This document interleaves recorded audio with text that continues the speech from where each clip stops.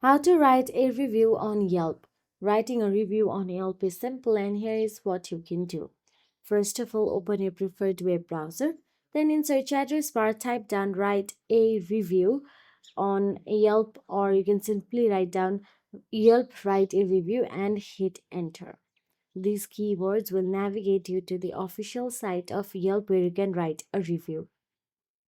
Now tap on the write a review Yelp option available at the top, and once in there you will get to see the search address bar and location option available.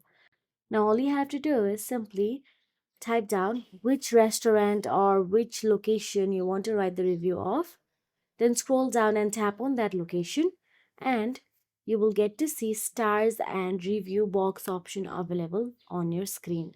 Now write down your review and submit it, and also make sure that you are logged into your Yelp account. If you found this video helpful, please like, share, and subscribe. And thank you so much for watching.